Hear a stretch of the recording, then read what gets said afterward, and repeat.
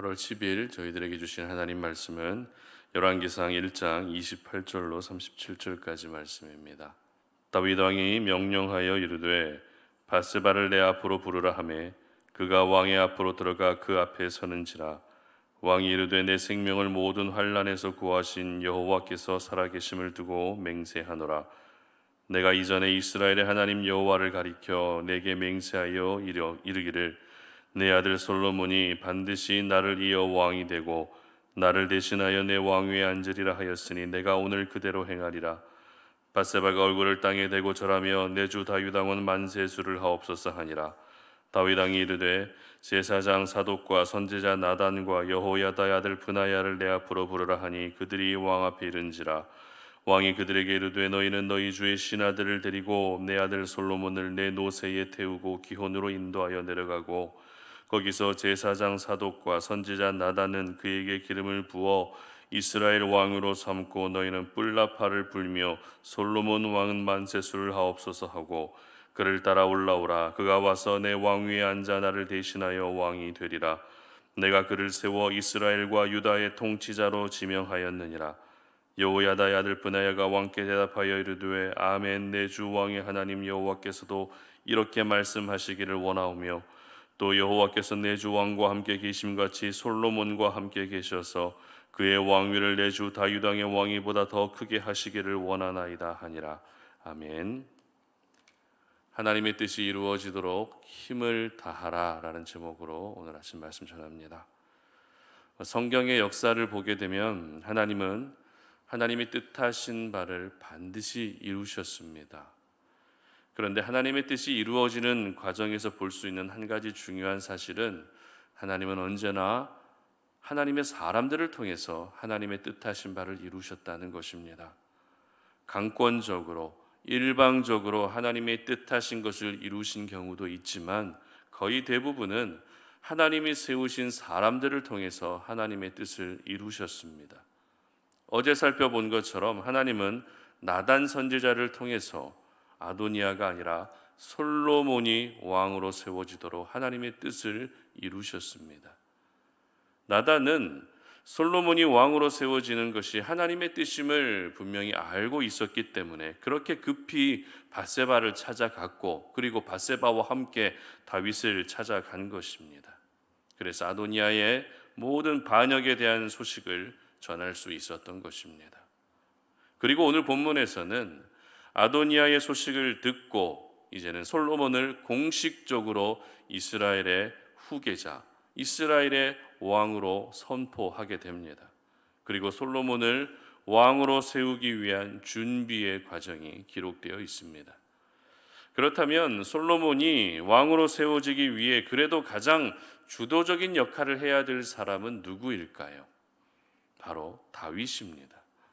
비록 노쇠해서 기력이 연약해져 있는 상태이지만 그래도 솔로몬을 왕으로 세우는 일에 가장 앞장서서 이 일을 주도해야 했던 사람은 현 이스라엘 왕 다윗이었습니다.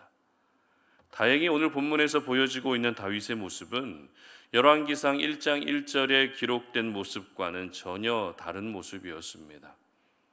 열왕기 말씀의 시작은 다윗에 대해서 어떻게 기록하고 있었죠? 나이 많아 늙어 있는 다윗, 기력을 잃어버린 다윗, 그리고 이불을 덮어도 전혀 따뜻해지지 않는 그런 연약한 다윗의 모습을 소개하면서 열왕기상 말씀이 시작되었습니다.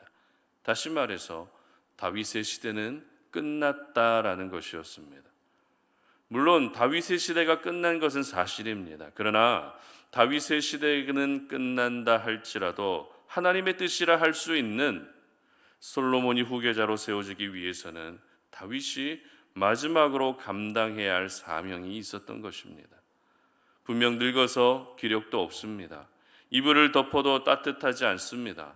옆에 나단 선지자가 왔다는 것을 누군가가 말해 주어야만 알 수 있을 만큼 다윗은 더 이상 왕으로서의 권위에 그렇게 위대한 왕 다윗의 모습은 전혀 볼 수가 없었습니다. 그저 한 연약한 인간, 누구나 죽음 앞에서는 약해질 수밖에 없는 한 인간의 모습으로만 보인다는 것입니다. 그러나 놀라운 것은 아도니아의 반역의 소식을 들은 후에 다윗의 상태가 달라졌다는 것입니다. 다윗의 달라진 모습이 구체적으로 어떤 모습인지는 성경에서 기록하고 있지 않지만 솔로몬을 왕으로 세우기 위한 준비에서 하나씩 모든 부분들을 지시하고 있었습니다. 이렇게 구체적으로 지시하고 있는 다윗의 모습은 결코 죽음을 앞둔 사람이라고 보기는 어렵다는 것입니다. 그렇다면 솔로몬을 왕으로 세우기 위해서 다윗이 구체적으로 어떤 지시를 하고 있는지, 그리고 결국 하나님의 뜻이 이루어지기 위해서 어떻게 힘을 다하고 있는지 한번 찾아보도록 하겠습니다. 28절 말씀 보시기 바랍니다. 다윗 왕이 명령하여 이르되 밧세바를 내 앞으로 부르라 하매 그가 왕의 앞으로 들어가 그 앞에 서는지라. 아멘. 다윗은 가장 먼저 밧세바를 부릅니다. 그리고 아들 솔로몬을 왕으로 세우겠다고 하나님의 살아계심을 두고 맹세합니다. 여러분은 다윗의 이와 같은 모습에서 어떤 것이 느껴지십니까? 쉽게 생각하면 솔로몬을 왕으로 세우겠다고 선포하고 준비한 대로 왕으로 세우면 간단하게 일은 끝납니다. 그런데 왜 다윗은 굳이 하지 않아도 될 말인 밧세바를 따로 불러서 솔로몬을 왕으로 세우겠다는 약속을 이제 실행하겠다라고 하는 이런 말을 했을까요? 아마 그 이유는 과거 밧세바를 범했던 자신의 과오에 대한 미안한 마음이 컸을 것입니다. 비록 지금 밧세바의 신분이 왕비의 신분으로, 그리고 다윗의 뒤를 잇는 후계자의 모친의 신분으로 신분의 급상승이 이루어진 것은 사실입니다. 하지만 다윗이 밧세바를 범하기 전까지만 해도 밧세바는 평범한 가정을 이루며 나름 행복하게 살고 있었습니다. 그러나 그 가정에 다윗이 개입하게 되면서 평범한 가정이 한순간에 무너지고 말았던 것입니다. 다윗은 바로 이와 같은 부분에서 밧세바에게 미안한 마음이 가장 컸을 것입니다.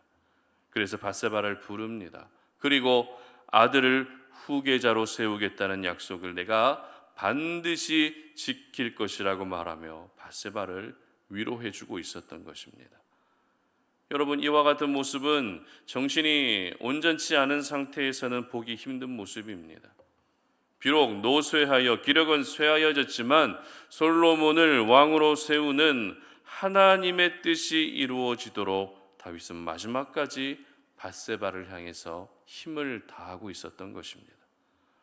그리고 이어서 솔로몬을 왕으로 세우되 자신의 노새에 태우고 기혼으로 가서 왕으로 세우라고 지시합니다. 다윗은 자신의 노새에 솔로몬을 태우게 함으로써 자신의 그 권위를 그대로 솔로몬에게 이양해 주고 있었던 것입니다. 또한 왕으로 세울 장소를 어디로 정하고 있습니까? 기혼이라고 하는 지역으로 정하고 있습니다. 이 기혼이라고 하는 지역은 성경 주석가들에 의하면 맑은 샘물이 있는 곳이었다고 합니다. 특히 예루살렘 근처에는 기혼 말고 또 다른 샘물이 있었는데요. 그곳이 어디인가 하면 바로 아도니아가 스스로 왕이라 자처했던 에느로겔 근처였습니다.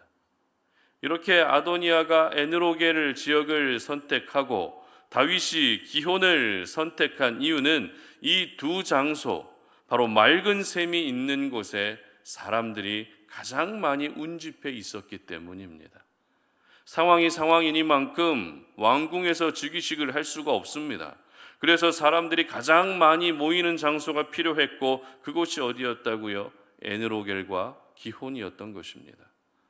여러분, 내 권위를 아들에게 그대로 이양하겠다라고 하는 이와 같은 행동, 이런 아름다운 행동을 보여주는 것도 정말 제정신으로 할 수만 있는 일이라는 것입니다.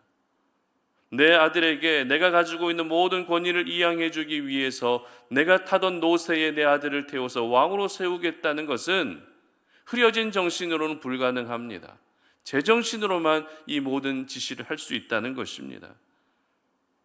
그리고 사람들이 가장 많이 모이는 기혼이라는 곳에서 솔로몬을 왕으로 세우는 것 역시 분별력과 판단력이 흐려진 상태에서는 생각하기 어려운 일이었다는 것입니다.